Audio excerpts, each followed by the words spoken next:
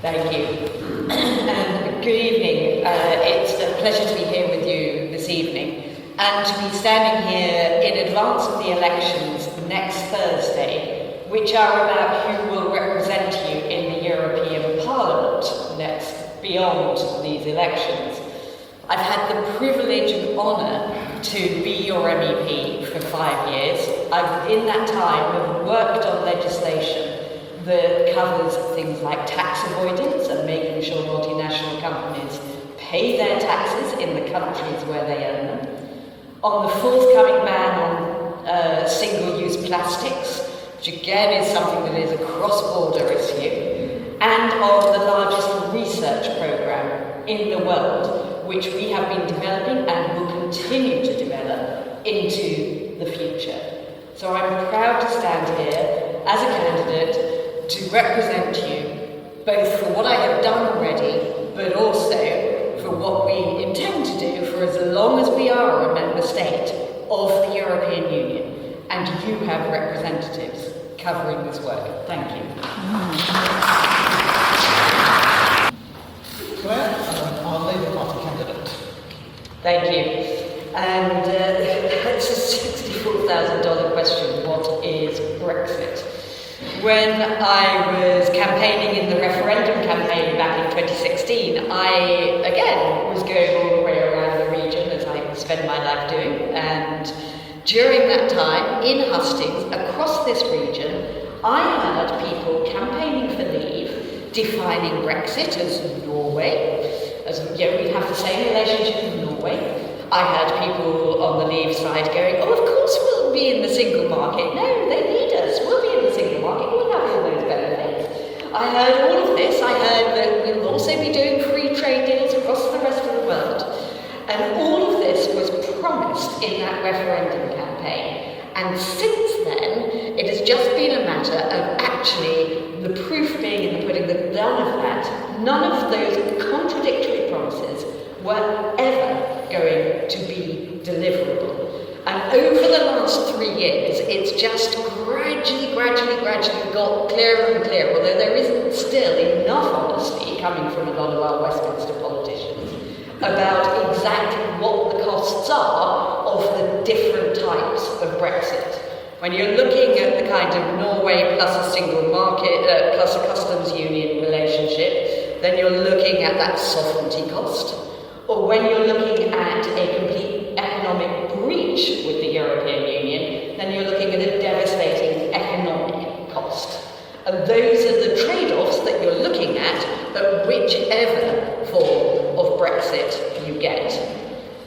Now, in terms of whether this election is a referendum, the straight and clear answer is no, it isn't, because we are electing MEPs for 5 weeks, 5 months, 5 years, none of us know for how long. Personally, I hope 5 years, but that is tied into the fact that I do believe there does need to be another referendum. And I am working with my Westminster colleagues where that decision will get made, where to ensure there is a future referendum.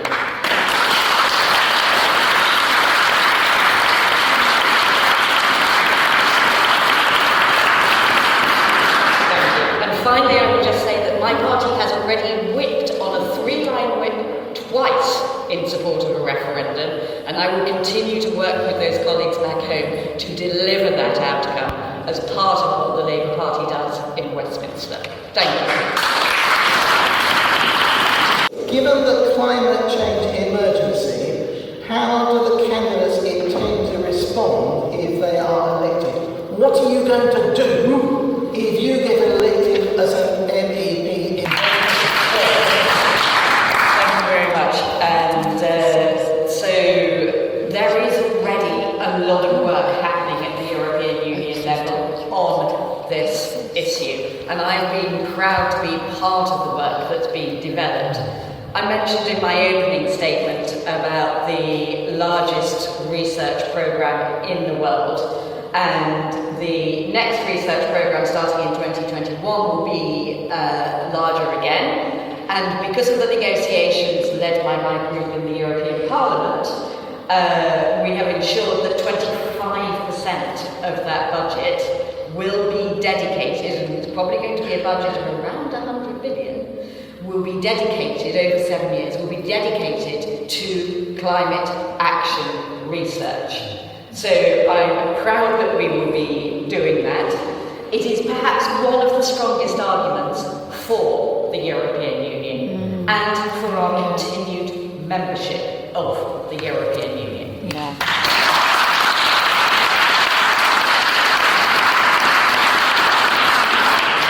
The EU led the world in the Paris climate talks and into the Paris Agreement. The Paris Agreement did not go anywhere near enough, but it was a damn sight stronger because of the work of the European Union involved in that.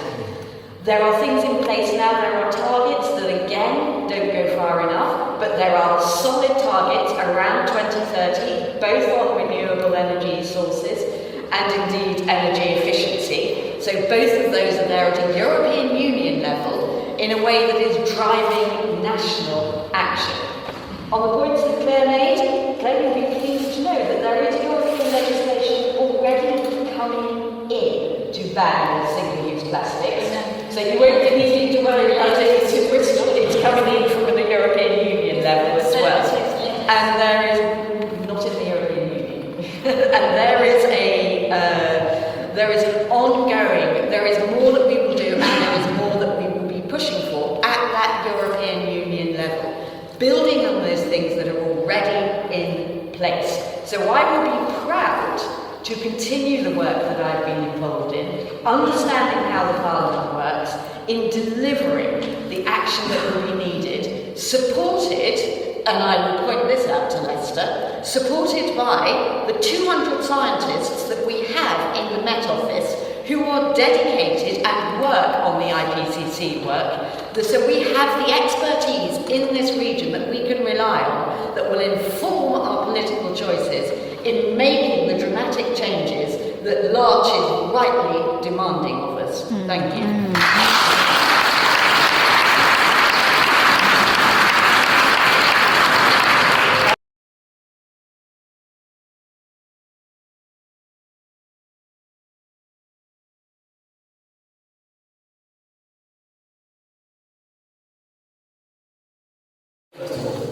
Thank you very much. And yes, thank you for letting me loose on this question. Where do I start with that?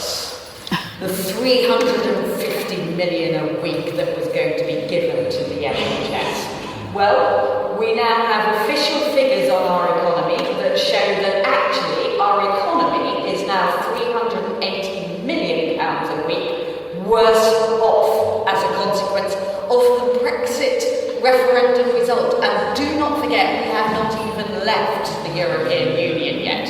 So there is no sign that there is never going to be that 350 million a week coming back to the NHS. And it was never the right of the Leave campaigners to promise it, because they were never going to be in a position to deliver it. So I will start with that. So we are where we are. Then get into the NHS. So what have we seen since that referendum result? We have seen the fact that we used to get 1,000 nurses a month coming to work in our NHS, which was badly in need of those people. We now see that there are less than 100 a month coming a week. We are seeing startling staffing shortages in our NHS. We also saw the government say, as part of its leaving package, that they would take us out of a completely separate treaty arrangement, which is the Euratom Treaty. That is something that covers our medical isotopes, that is there for cancer treatments. That is something that I could go on ad nauseam about the stupidity of taking us out of the Euratom Treaty, but indeed part of that is the consequences on our medicine. The Medicines Agency, the ability for us to get medicines at the same time as every other citizen across the European Union, taking us out of that, making it more difficult in future, if we do indeed leave the European Union, more difficult to get those medicines for our citizens through our NHS. Rare diseases research. We are part of 500 million people. We can do rare diseases research in a way that we simply can't do as a single nation state. We are therefore disadvantaging people who have childhood cancers, disadvantaging people who have small population cancers or illnesses. These are all things that were never discussed in that referendum campaign. None of this detail was talked about. All of this detail impacts on lives and indeed impacts on deaths. So all of these things are things that we should be railing against and should be arguing for our continued membership of the European Union. Thank you. And the question, I think I might know your answer to this question, but the question is this: if the government has to choose between revoking Brexit and a no deal, which would be better for the British economy? So if it's a straight choice between revoking Brexit and a no deal, which is going to be better for the British economy? Right, yes. Well, I don't think it'll come as a surprise to anyone in this room if I'm given a choice between no deal or revoke, that I would go revoke.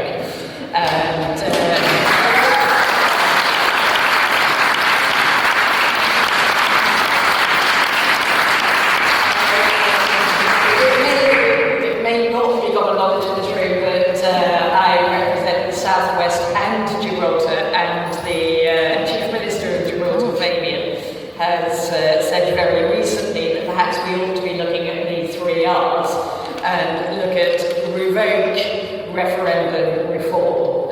So we'll see where we get to on that. But anyway, as I say, revoke first. It would have been a very short answer, but then I was invited to comment on the economic part of this, and I think I need to elaborate a little bit on that. So I'm going to disagree with the last 2 speakers in the sense of, since 2016, the UK economy has bumped along behind the G7 and G20 growth figures. We have been at the bottom of the leagues within that.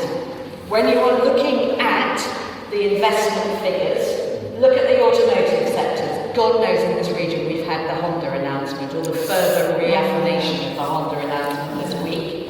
And that follows on from the fact that investment in the automotive sector is now 46% lower from foreign investment than it was before that referendum result. When you are looking at some investment figures coming in, you are looking at them coming in because, frankly, we're now cheap because the pound crashed after the referendum result. So they are scooping up assets, and then they are looking at moving those assets back into the European Union. And again, the automotive sector is just one of many. If you look at our manufacturing sector in this region, we are the largest automotive manufacturing sector outside the US. When you look at Filton, you've got Airbus, you've got Rolls-Royce, you've got GKN, you look at Leonardo's, which used to be Westland Helicopters, all of those European-owned companies that are again now raising questions. We've had Airbus raise questions yet again about what they are going to do about investment in this country. These are highly paid, high quality, good value manufacturing jobs that we cannot afford to lose in our country. I could go on a lot more. I can sense that Robert doesn't want me to, but the other thing I would say is this is also about our tax base. Because with the loss of that loss of our economy as a result of no deal, we lose taxes and therefore we lose investment in our public services as well. So it's not just that direct impact, it's that indirect impact as well. So for goodness sake, let's revoke on those terms. Louise, where's Louise? Louise Proud. Where's Louise? Louise? Where's Louise? There we are. Louise, thank you. Well, this is a question for you, Martin. If elected as an MEP, how will you secure the welfare of 4.7 billion farmed animals that are raised and killed in the EU each year? If elected as an MP, how will will you secure the welfare of the 4.7 billion farmed animals that are raised and killed in the EU each year? Martin. Thank you. Yes, there has already been some regulation put in place, so talking about cross-border transportation, we would always want to see more. And as my colleagues will find out if they are elected as MEPs, this is something that regularly fills our inboxes when we have legislation in front of us when this comes up. So, as I say, there is legislation in place. British MEPs as a whole tend to be very strong on the issue of animal rights because we are, I am proud to say, a nation of animal lovers, and consequently we work on this. We also, this is actually another thing that has not been talked about very much in this country, which is a consequence of the vote in 2016, is that the way we regulate our abattoirs and the way we regulate how we kill animals for food in this country, there is a vet involved in that process. And a lot of the majority, I understand, of the vets involved in abattoirs are EU 27 citizens. And we are now facing a shortage of vets to ensure that the way the animals are killed in this country is meeting our regulatory standards because of our decision to leave the European Union. So we're already disadvantaged on that front. And the final thing I will say on this is that at the time of the refugee crisis, and this goes on the back of what I was saying about being proud that we are a nation of animal lovers, but at the time of the refugee crisis, when we were obviously dealing with this at a European Union level, however, the fact that it wasn't perfect the way we were dealing with it, I was getting over 10,000 emails in my inbox about cage rabbits. I hasten to add, we did the right thing on that vote. But I was getting a handful of emails about the people dying in the Mediterranean.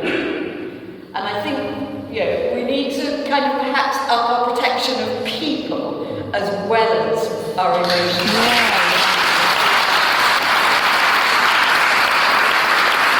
We're coming towards the end of and the last question, shall I get a slightly add to? Sorry, Kevin, Andrew. But the last question, which I need to say is going to be your last comment, because I promised that we would finish at 9. And I'm grateful for Bruce, but Bruce has asked a really good question about what gives you hope in these elections. What gives you hope in these elections? And I'm going to add to it and say, and what as an MEP will you do to unite the 52 and the 48?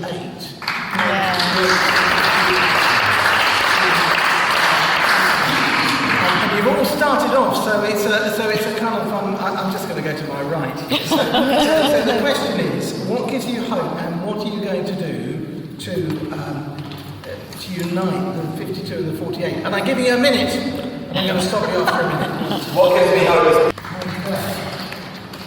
Thank you very much. And firstly, of course, going last means somebody else has nicked the best line, which is Martin, in terms of what gives you hope. We are taking part in these elections, and that has to give us giving hope, which is when I've done these hustings and with the candidates that are taking the the European Parliament elections seriously about having MEPs, then we have all concentrated on climate action as being a priority for us. So that also gives me hope that this issue is now being taken more seriously. In terms of the 58-42 point, again, Martin said this is not going to be easy. But what I will say is that actually the best way we can do that is by moving on from this subject. And actually the resolution will be through a referendum, and then we will politics and return to business.